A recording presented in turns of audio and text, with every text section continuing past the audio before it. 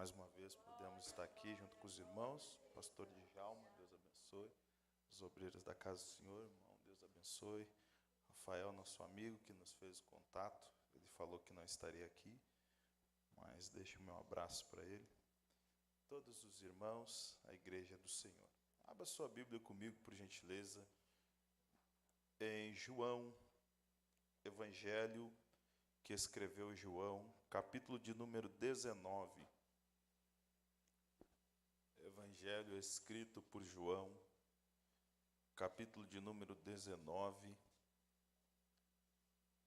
e o versículo 19.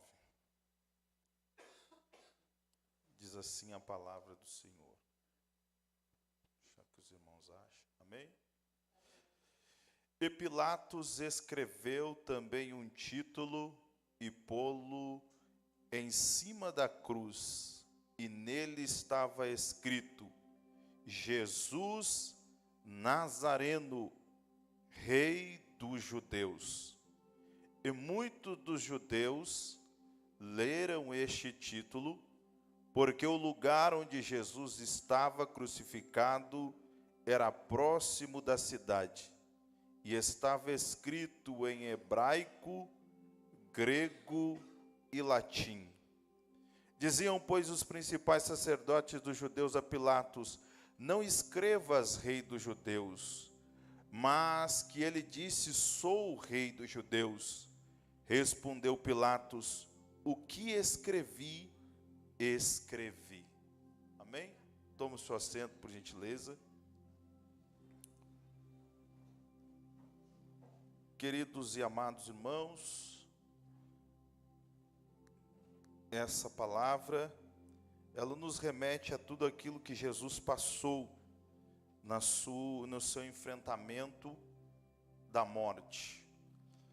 E nós entendemos e sabemos que havia uma profecia, havia um contexto a qual estava ocorrendo e a qual havia sido profetizado por Jesus, pelos profetas, e até mesmo por Deus lá no jardim do Éden, quando o homem pecou. Deus, ele olha para o homem, para a mulher e diz: olha, mulher, de ti nascerá um que pisará a cabeça da serpente, mas tu ferirás o calcanhar. O que ele está dizendo é: ele vai vencer, mas essa vitória vai ter sofrimento, vai ter dor, vai ter um sacrifício a ser pago. Então, queridos e amados irmãos, durante a trajetória bíblica, durante a trajetória humana, durante a trajetória do mundo a qual nós conhecemos, durante a trajetória histórica, Deus vai revelando, porque a revelação de Deus, ela é decrescente, ela vai crescendo, ela vai se avolumando, ela vai se estendendo ao longo do tempo, e nós vamos entendendo que cada vez que o tempo passa, vai ficando mais nítido, pela visão dos profetas, dos homens de Deus, que o Messias haveria de vir, e ele viria de uma forma em que Israel não estava esperando, porque quando nós chegamos no tempo e que todas as profecias do Antigo Testamento são compiladas em Malaquias, a visão israelita, a visão do povo judeu, era de que Jesus viria sim da tribo de Davi, e que ele viria para derrotar os seus inimigos, porque ele seria um rei, e ele viria para exercer o seu reino na terra. Mas Jesus então entra no mundo de uma forma totalmente inesperada. Ele se faz menor do que os anjos, menor do que os homens. Ele entra no ventre de uma mulher, ele é concebido pelo Espírito Santo no ventre de uma mulher, para cumprir cumprir a sua chamada, para cumprir o propósito de Deus na sua vida. Ele vai passar todo o processo que nós, seres humanos, passamos. Ele vai passar todo o sofrimento, as arguras, mas Hebreus vai dizer que ele nunca pecou. E agora, queridos e amados irmãos, nos 3 anos e meio do seu ministério, ele começa a fazer milagres, ele começa a ganhar popularidade pelos milagres, pelas maravilhas.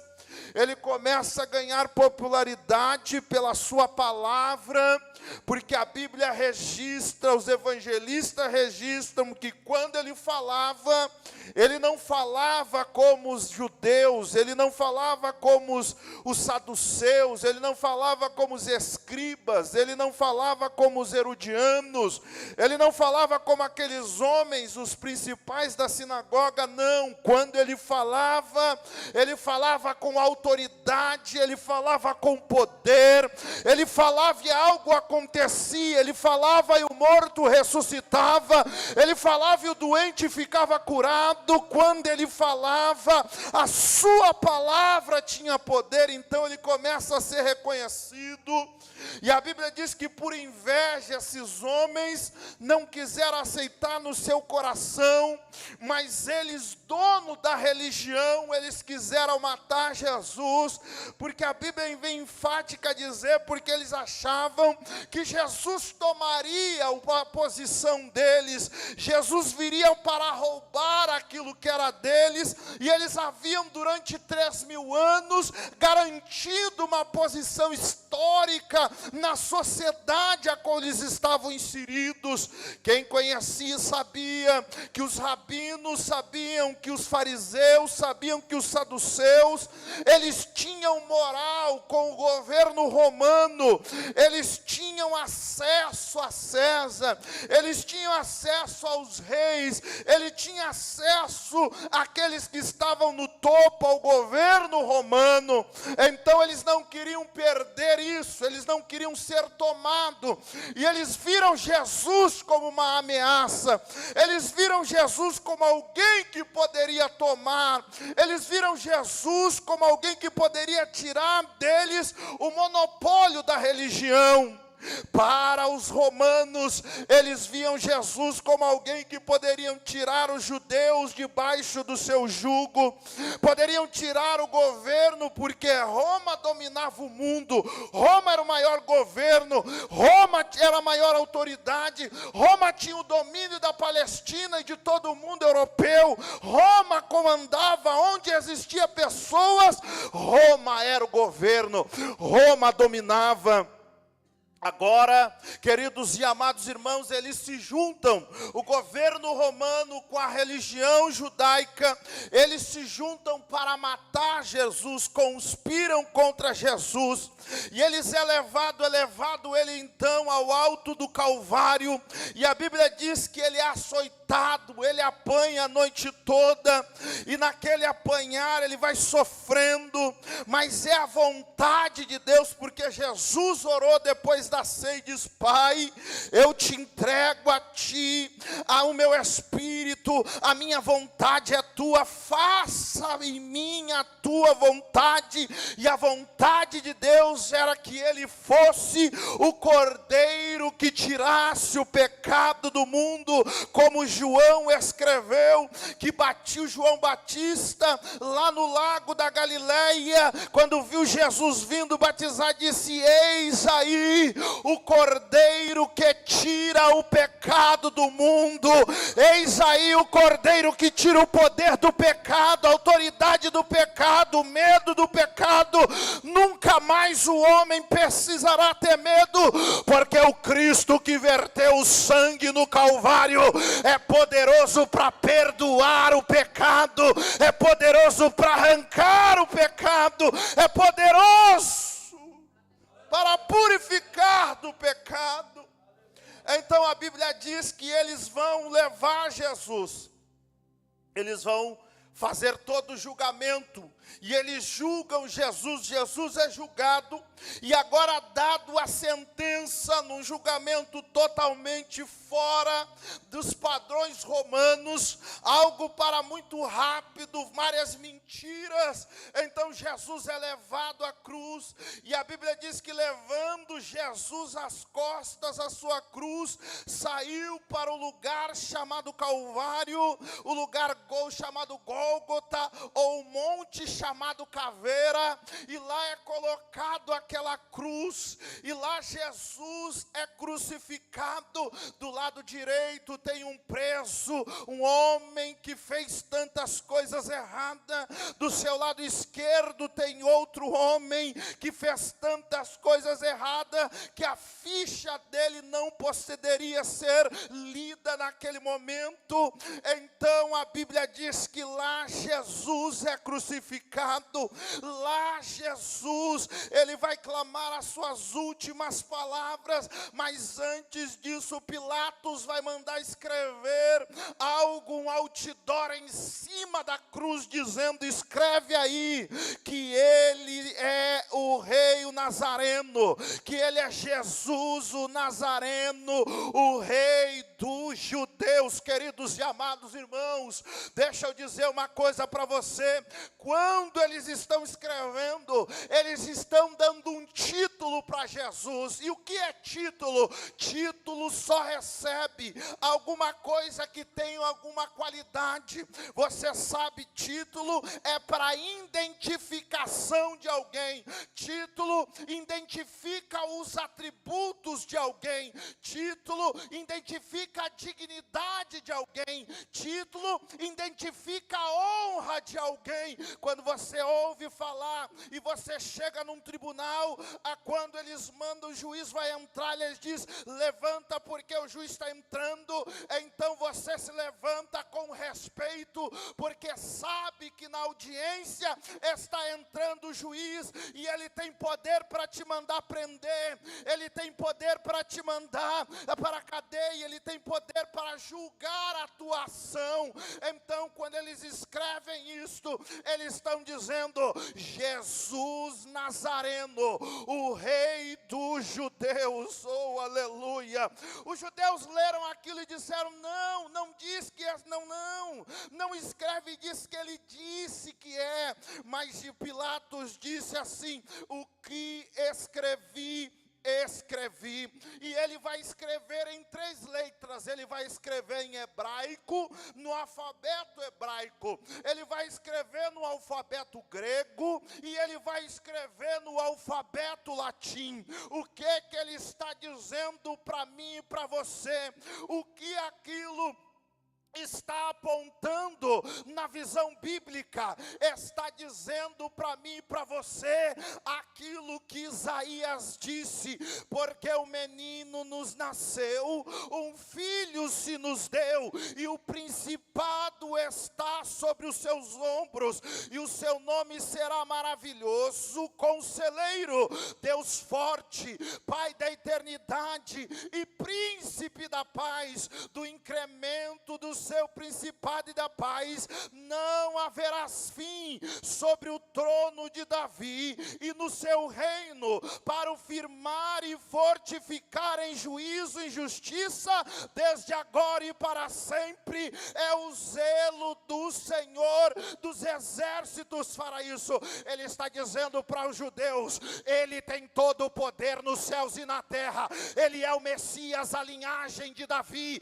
Ele é aquele que era, aquele que é, aquele que há de vir. Ele é o Todo-Poderoso. Ele tem poder e autoridade para julgar todas as nações. Ele é aquele que estava lá no ventre da mulher, mas ele cresceu e agora ele vai estar assentado no alto e sublime trono.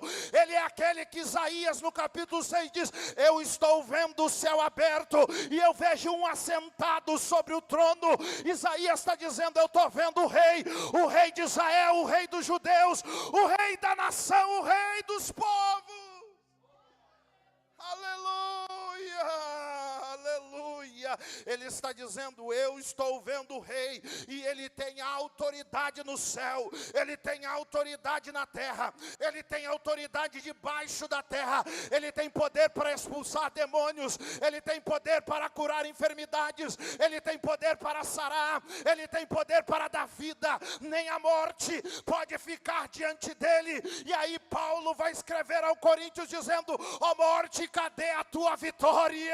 Tragada foi a morte na vitória, em nome de Jesus, que ressuscitou dos mortos. Oh, aleluia! Ele tem poder, e no nome dele tem poder.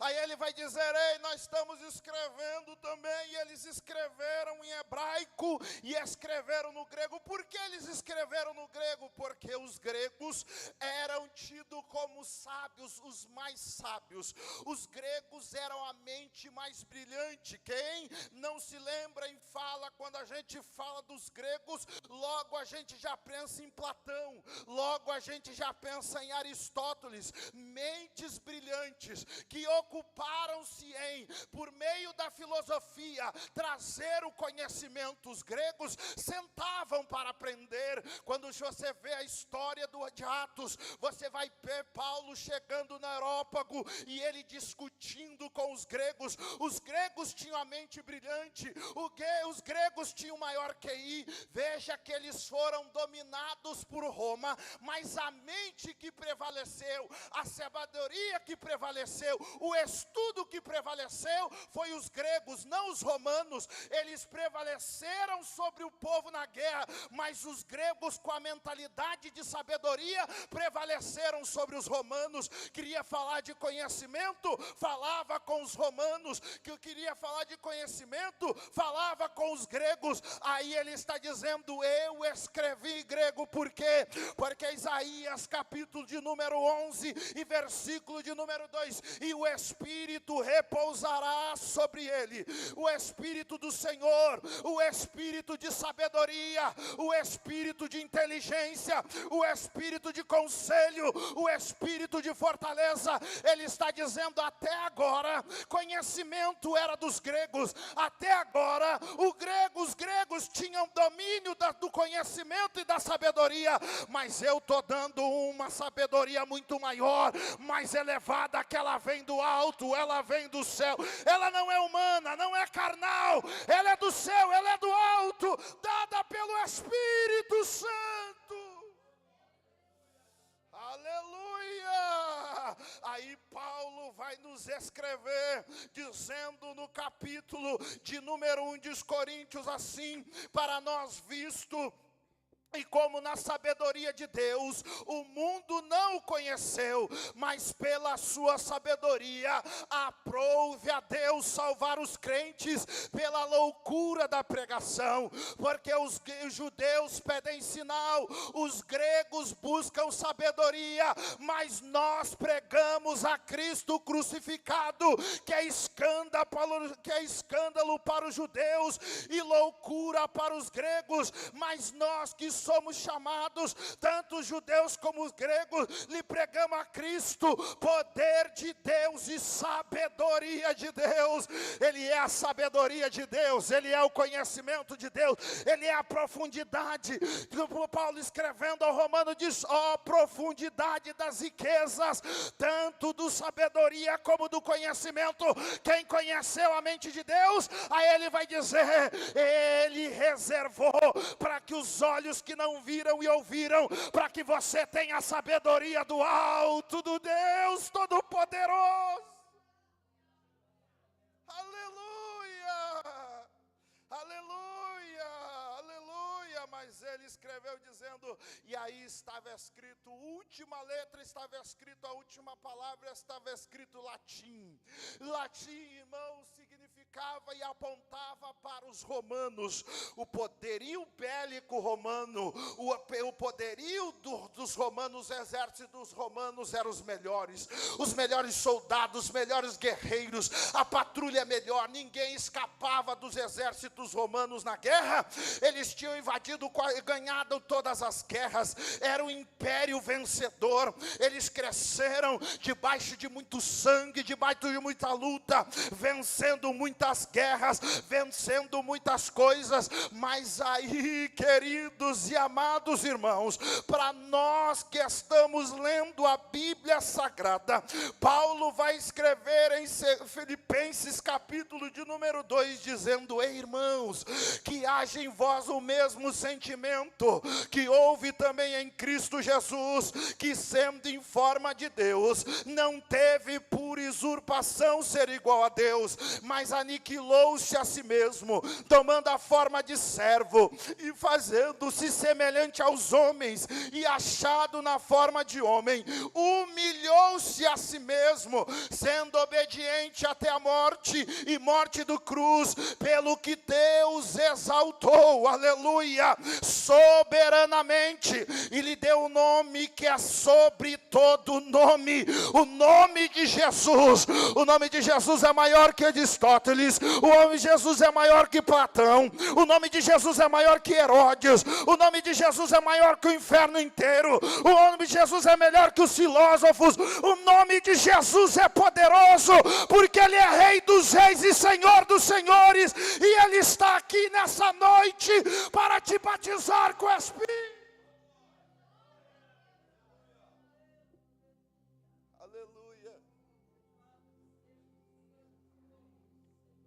Ele reuniu isso para nos dizer: ei, todo o poder está na minha mão, toda a autoridade está na minha mão, eu tenho poder para fazer coisas grandes, eu tenho poder para fazer coisas tremendas. Os homens acharam que estavam diminuindo Jesus, os homens acharam que estavam humilhando Jesus, os homens acharam que estavam botando uma peste em Jesus, os homens acharam que estavam fazendo de Jesus um verme, mas Ele se levantou e eles estavam dando um título, queridos e amados irmãos, porque título só vem com reconhecimento. Tem que ver alguém que tem que reconhecer. Alguém te olha e diz: não, eu reconheço, esse aí tem o título de pastor porque ele exerce, tem o título de juiz porque ele exerce, tem o título de advogado porque ele exerce.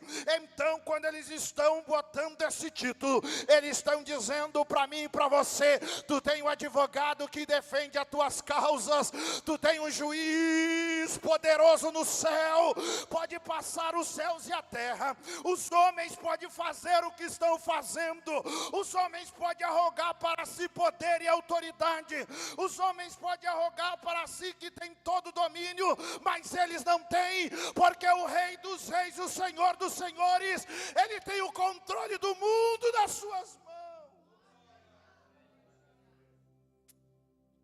Oh, aleluia.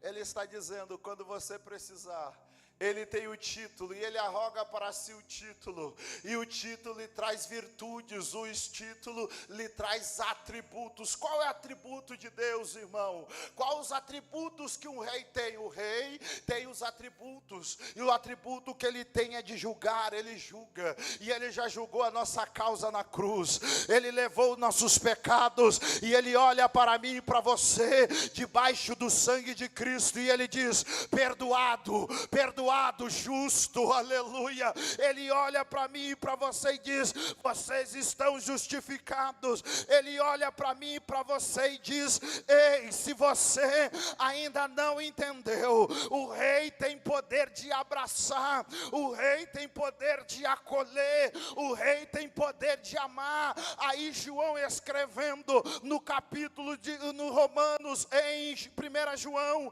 capítulo de número 4, ele vai dizer que não foi porque nós o amamos, mas porque ele nos amou primeiro. Aleluia, oh aleluia.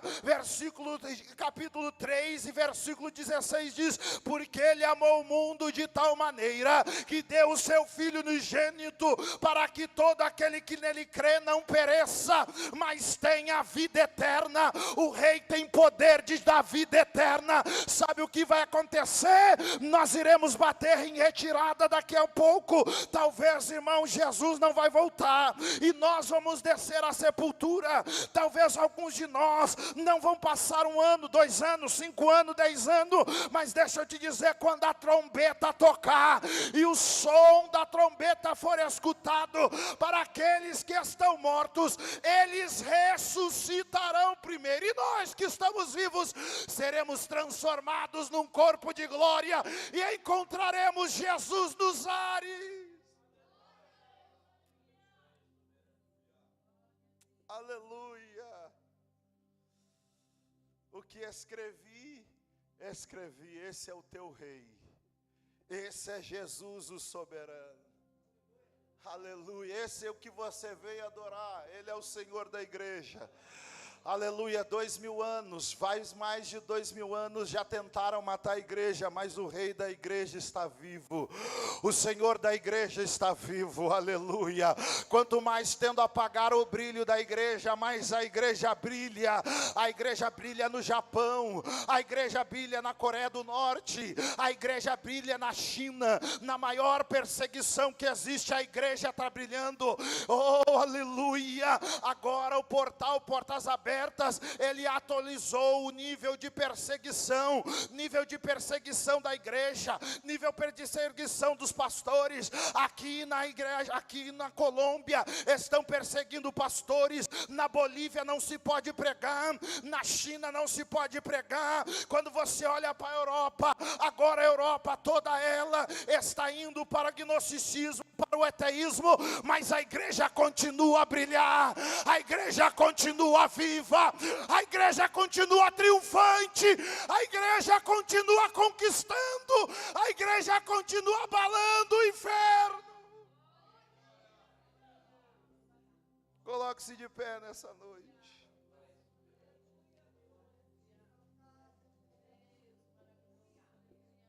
Aleluia, porque ele é Rei dos reis e Senhor dos senhores, e ele é o único digno de receber adoração, ele é o único digno de receber louvor, aleluia, ele é o único digno, aleluia. Eu vou terminar assim, irmão. No capítulo 5 de Apocalipse, João está chorando e dizendo: não tem ninguém para abrir o livro.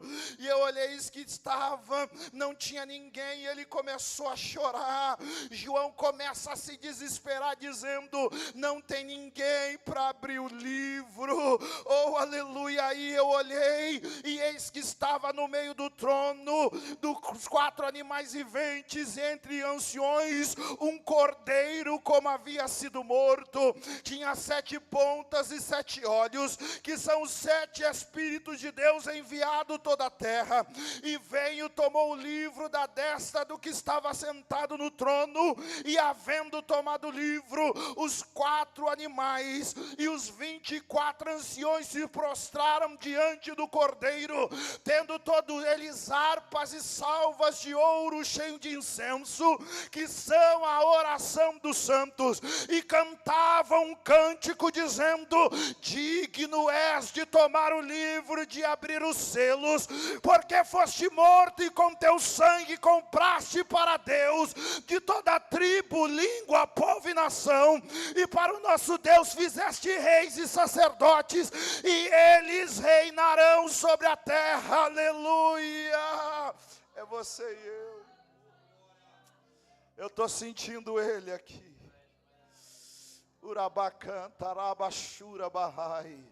Eu quero orar por você nessa noite. Eu não vou convidar você para vir aqui na frente, porque você conhece o caminho do altar. Se você quiser uma oração, a gente vai estar orando. Mas se você quiser ficar no seu lugar, coloque a mão no seu coração, porque eu acredito no Rei. Aleluia. Oh, aleluia. Ele vai buscar uma igreja que adora.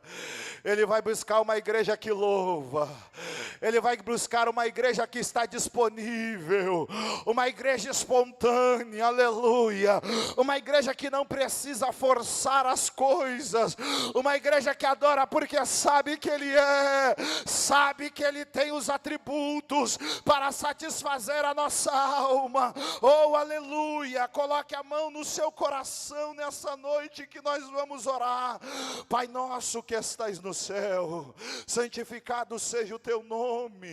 Venha a nós o teu reino e seja feita a tua vontade, assim na terra como no céu. Pai, nós oramos pela tua igreja nessa noite, nós oramos pelo teu povo, ó Deus de Israel, Deus de toda a terra, Senhor de tudo, Senhor que tem autoridade, Espírito de Deus, que se move em nosso meio nessa noite.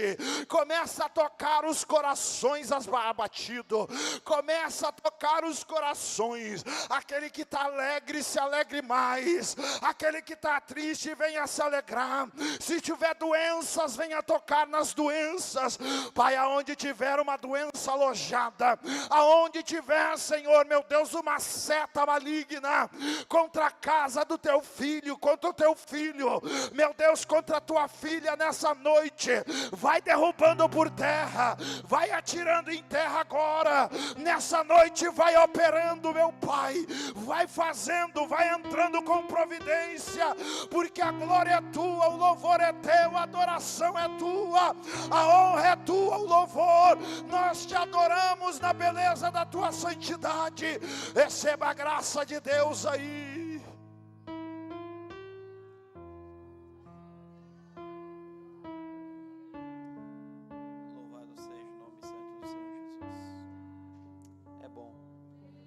Estarmos na casa do Senhor para ouvir a sua voz. Mais uma vez, Deus, pela sua misericórdia, Ele fala conosco, nos orientando, nos aconselhando. E é por isso que nós servimos, porque nós sabemos que em meio a todas as circunstâncias, Deus continua falando conosco. Amém? Meus irmãos, neste momento, nós vamos estar fazendo então um clamor pela vida da Roseli, que precisa das nossas orações, do Luan, que está lá no hospital ainda, o Josué, que também está enfermo, o Maico, a Nayara, a irmã Clélia, e por aí vai. Isso aí é só um pouquinho dos que... Ricardo, que está ali também, está ali contente, brincando, mas sabemos que necessita sempre das nossas orações, e é um povo que está aqui sempre conosco, adorando e buscando ao Senhor. Naqueles momentos onde eles não podem estar aqui, nós intercedemos por eles.